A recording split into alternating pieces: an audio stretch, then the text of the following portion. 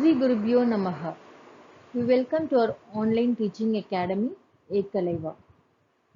This video is on the poem Animals from CBSE 10th English.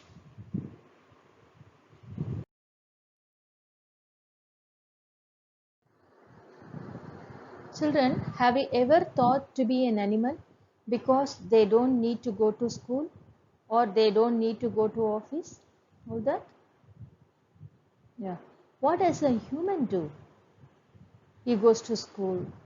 After his education, he goes to office and earns money. He earns money not only to get food to live, but also he wants to improve his status in the society.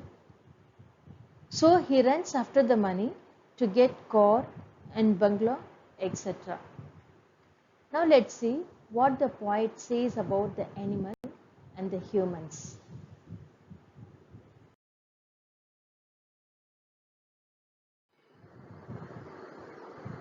Animals is written by Walt Whitman.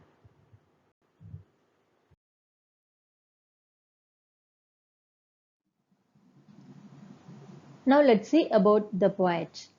Walt Whitman was born in the year 1819 and he died in the year 1892.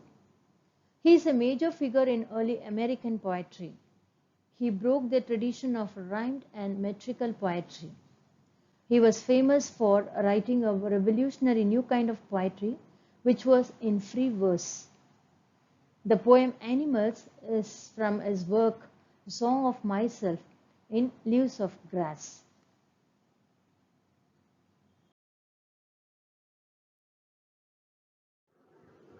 In this poem, Walt Whitman draws the comparison between human beings and animals. And he tells us about our lost values. Now let's get into the poem. I think I could turn and live with animals. They are so placid and self-contained. I stand and look at them long and long. And here the poet likes to turn into animal and live with them. Why does he like their company? Because they are so placid and self-contained. Placid means calm.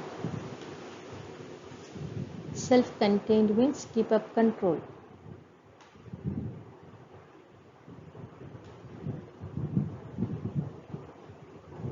So they are very calm and they have control over them.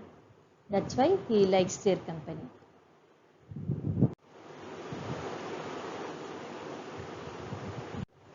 I stand and look at them long and long. So the poet stands and expresses his deep longing to look at them due to their qualities. They do not sweat and whine about their condition. So unlike human beings, they don't complain about anything. And they don't cry about their conditions like failure, depression, and tension, etc. Here, sweat means here they don't complain. Whine means cry.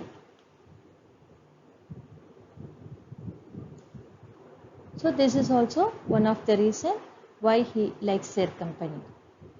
Now let's see the poetic devices used here. So here anaphora is used.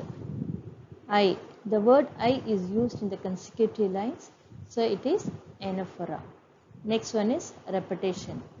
Long and long. The word long is used twice in this line, so it is repetition.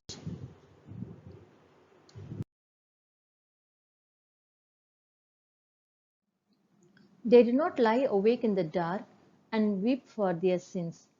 They do not lie awake. It means they sleep peacefully at night. And like human beings, they don't cry for their sins. What does a human do? He does many wrongdoings and mistakes that do not allow him to sleep at night, and he repents for that. They do not make me sick discussing their duty to God. Here the poet says that animals do not make him sick discussing their duty to God. Whereas humans boast of their good deeds done in the name of God. And because he wants to get name and fame and the publicity. Not one is dissatisfied, not one is demented with the mania of owning things. Demented means mad. Mania means state of being mad.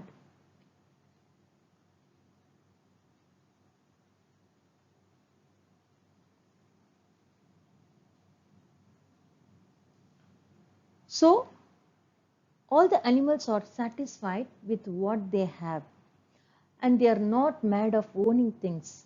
But the humans are not satisfied with the money they have and the name and fame they got. They are so greedy and materialistic that they want to own all the worldly things. Not one kneels to another, not to his kind that lived thousands of years ago. So no animal bows down to another animal, because in animal society, no animal is superior or no animal is inferior. They don't even kneel down and pray to their ancestors. His kind means his ancestors.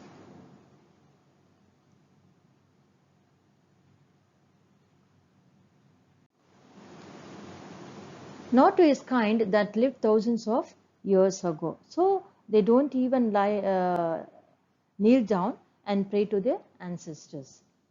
So that is also one of the reasons why the poet wants to be in the company of animals.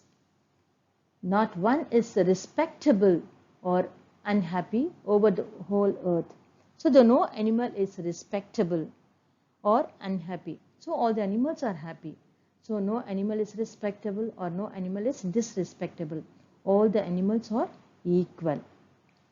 Whereas the humans are not happy because of so many reasons like greediness, anger, betrayal, and failure, etc. Okay. Now let's see the poetic devices used in these lines.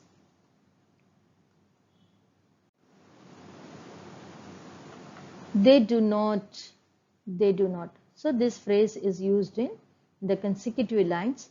So it is anaphora. The next one is dissatisfied and demented. So these two words are starting with consonant sounds. So it is alliteration.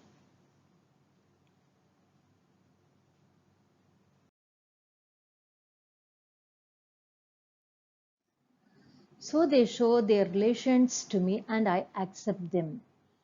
And it means the animals seem to have what humans had once. And also the poet accepts them. They bring me tokens of myself.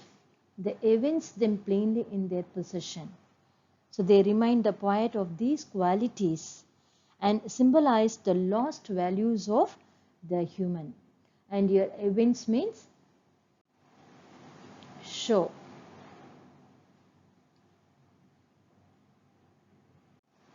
I wonder where they get those tokens. And I passed that way huge times ago and negligently dropped them. And here tokens means qualities.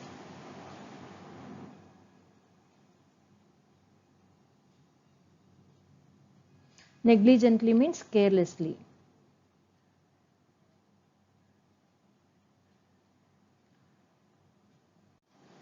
I wonder where they get those tokens. It means the poet wonders where they got these signs or the qualities. And also he believes that the humans have dropped these qualities carelessly long time ago, because the advancement has corrupted the humans and made them sinful instead of being innocent, kind and self-contained. So this is how he could assume, you could guess that how the humans have lost their qualities. Okay children, now let's see the poetic devices used in these lines. And here tokens is metaphor. And here the inner qualities of human beings are compared to tokens. So it is metaphor.